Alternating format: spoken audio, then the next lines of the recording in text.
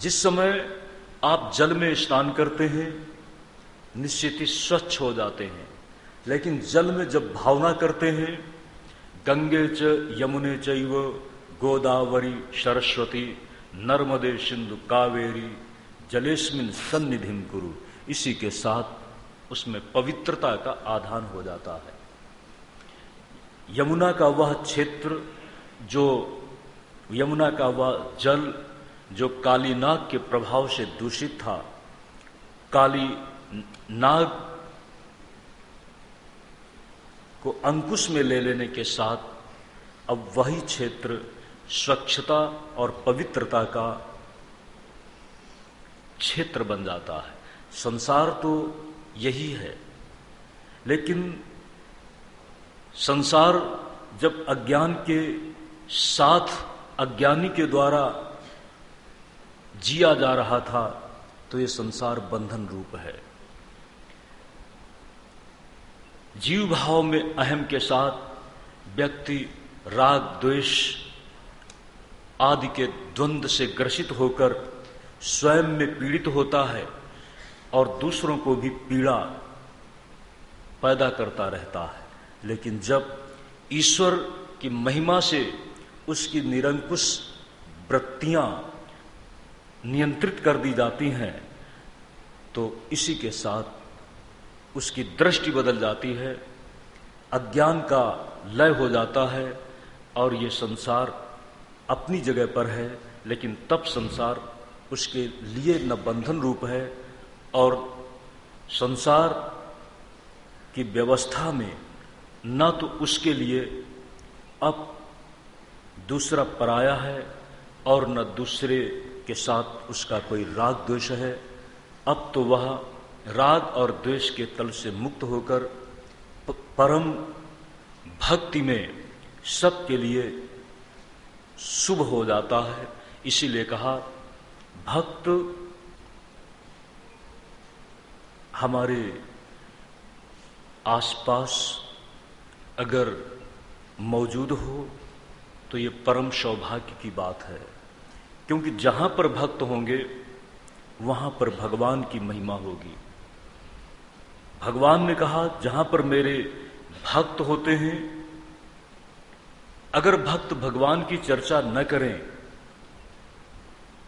चर्चा करना होगा। भगवान की चर्चा न करें तो एक ये हो सकता है कि ध्यान करेंगे, लेकिन नहीं सज्जनों, वाणी गुणानुकथने श्रवणों कथायाम। तब प्रश्न है कि क्या संसार में अगर संसार की चर्चा कोई कर रहा हो तो क्या वहां पर भक्ति की संभावना नहीं है? कहते हैं संसार की चर्चा तो चलेगी, लेकिन संसार की चर्चा में भगवत दृष्टि मूल में निहित है। अगर भगवत दृष्टि के साथ संसार की चर्चा है, संसार की गतिविधि है, तो ये संसार अपने आप में बाधक नहीं बनेगा। आप चिंता न करें। जिस समय परीक्षित जी महाराज ने सुखदेव जी महाराज से ऐसा ही प्रश्न किया है कि अगर भक्त ही चारों तरफ बढ़ जाते हैं तो फिर संसार कैसे रहेगा? सज्जनों, ये संसार बड़ा विचित्र है। आप इस बात की चिंता न करें। आप इस बात से बिल्कुल निश्चिंत रहें कि अगर चारों तरफ भक्त ही भक्त हो गए तो संसार कैसे रहेगा, कैसे चलेगा। आप इस बात की चिंता इसलिए न करें कि जब कश्यप जी महाराज के पास में देव माता अदिति है, तो अदिति अदिति है। अदिति का गुण और स्वभाव दिति में नहीं आ सका, दनु में नहीं आ सका। दनु का संस्कार दानवों में शोषण की वृत्ति पैदा करने के साथ विकसित होता है। दिति की संतानों में, दैत्यों में शक्ति तो है, लेकिन उस शक्ति का प्रयोग उत्पीड़न में प्रयुक्त होता है। देव माता अदिति की संतानों में सात्विकता है, सद्भाव है। इसके विपरीत कश्यप के साथ ही दोनों हैं, लेकिन ये संसार है। संसार में इस बात की चिंता न करें। किसी ने मेरे सामने भी प्रश्न किया कि अगर सब भक्त ही हो जाएंगे, सब विरागी ही हो जाएंगे, तो संसार कैसे चलेगा? इसकी चिंता मत करो। अगर आप हो गए तो एक बहुत बड़ी बात हो जाएगी। अहमदाबाद में आप कितने लोगों को प्रेरणा की होगी कि चलो चलें, लेकिन आप आ गए, ये एक बड़े अपने आप में महत्व की बात है। शुरुआत अपने से करना होगा। आइए हम भोगों की व्यवस्था में, इस भोगात्मक संसार में उस परमात्मा की भावना से अपने आप को शासित कर लें। जिस परमात्मा की भावना से शासित करने के साथ संसार सुंदर हो जाता है, संसार मोक्ष पथ बन जाता है, संसार जीव के लिए एक प्रयोगशाला बन जाता है। संसार भी है, लेकिन संसार एक यात्रा का अंतिम पड़ाव है। अब तक न मालूम कितनी बार संसार में आए हैं, लेकिन ईश्वर और ज्ञान के शासन को नहीं समझ सके, इसलिए जन्म जन्मांतर की प्रक्रिया चलती रही। ईश्वर और ज्ञान के शासन को समझ लेने के बाद अब संसार अंतिम पड़ाव है। अब संसार अपने आप में अंतिम है। ध्यान दें सज्जनों, काली नाग से एक प्रेरणा मिलती है। काली नाग का दमन, इसके साथ ही प्रलंबासुर का छद्म षड्यंत्र, कंस के द्वारा जो चारों तरफ इस तरह का आयोजन बनाया गया है कि जितने भी कहीं नवजात शिशु हैं उनको खत्म कर दिया जाए, उसकी योजना के अंतर्गत तरह तरह के रूपों को धारण करके दैत्यगण, राक्षसगण अपने अपने प्रयास कर रहे हैं। उन्हीं प्रयासों में एक प्रयास था प्रलंबासुर का। जब भगवान बलराम ग्वाल बालों के साथ खेलते हैं तो प्रलंबासुर ने सोचा कि गोप बालक का ही रूप रखकर भगवान को खत्म कर दिया जाए, लेकिन भगवान पारदर्शी हैं। भगवान की पार की आंखों ने प्रलंबासुर के संकल्प को समझ लिया।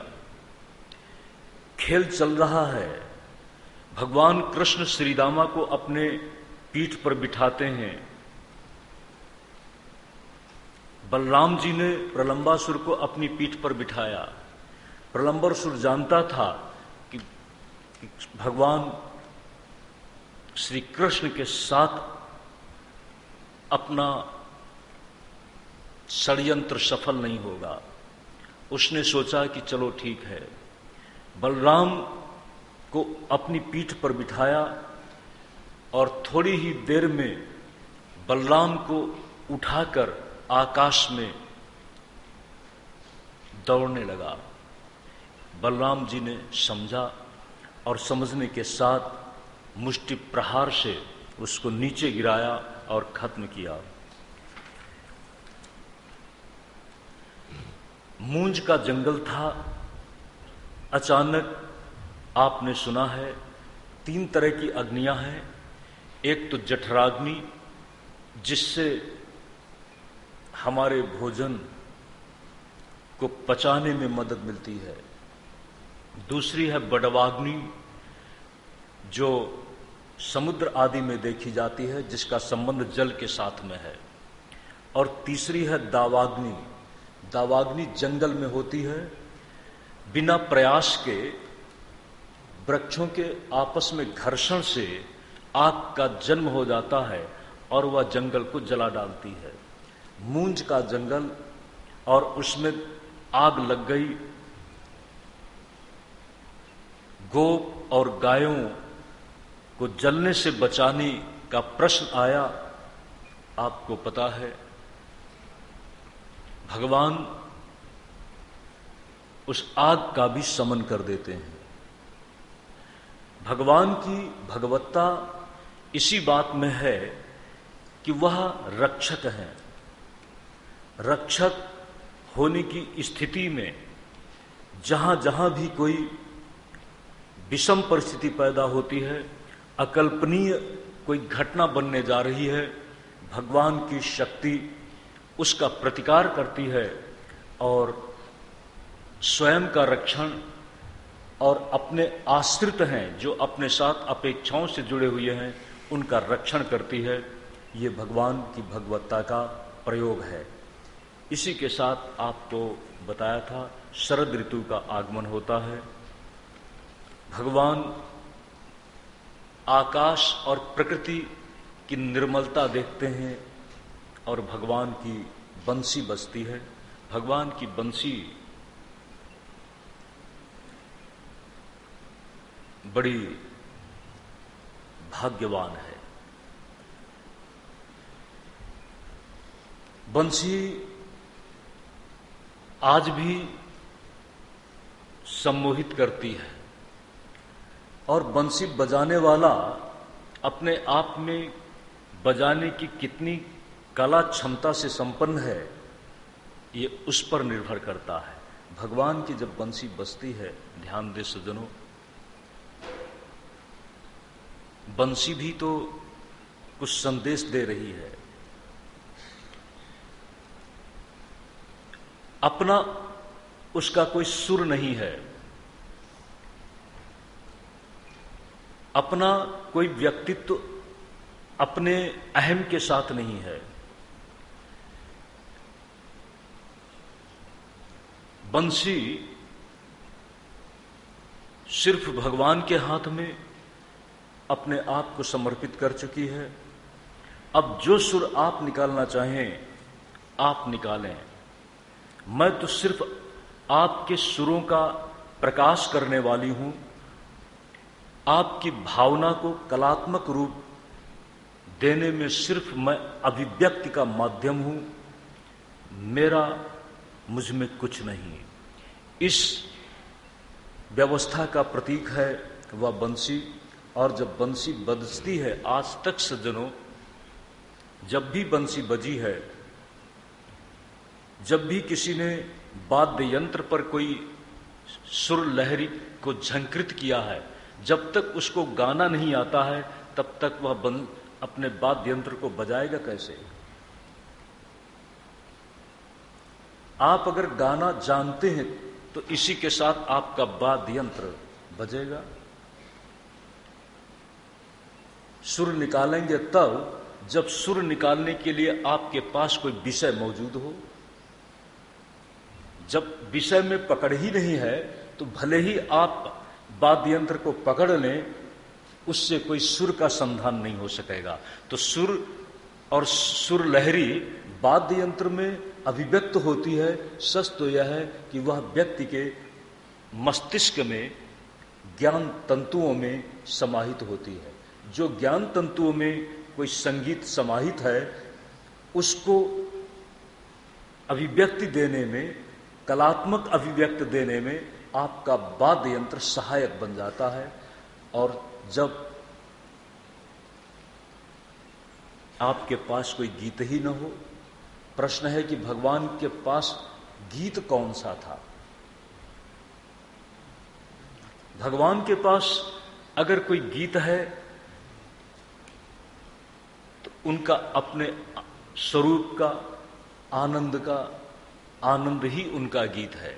कल्पना करिए, जब आपको कुछ गुनगुनाने का मन होता है तो गुनगुनाने के पीछे आपको उसमें रस मिलने लगता है, और जब आप गुनगुनाने लगते हैं, कीर्तन ही आप गुनगुनाने लगें तो उसमें आपको रस मिलने लगेगा, और जब रस मिलने लगता है तो वह आंतरिक है। भगवान अपनी भगवत्ता की भूमि से संपूर्ण कलाओं के स्वामी भी हैं। सम्मोहन से लेकर सबको शासित और चालित करने की उनमें जो अखंड सामर्थ्य है, जब भगवान की महिमा का व्याख्यान किया गया तो जब वो सत चित आनंद रूप हैं, सच्चिदानंद रूप हैं, तो सत और चित दो विशेषणों के साथ उनका जो तीसरा विशेषण है आनंद। आपको संगीत से आनंद क्यों मिलता है? संगीत से आनंद तो आपको बाद में मिला। संगीत को अव्यक्त करने का जो माध्यम है आपके पास, वाद्य यंत्र, चाहे हारमोनियम हो, तबला हो या बंसी हो, तो कहते हैं वह आनंद रूप है। भगवान कृष्ण की जब बंसी बजती है तो इसी के साथ कोई अंदर का आनंद गीत है। उस आनंद गीत के साथ बजती हुई बंसी अपने आप में सबको आकर्षित कर लेती है।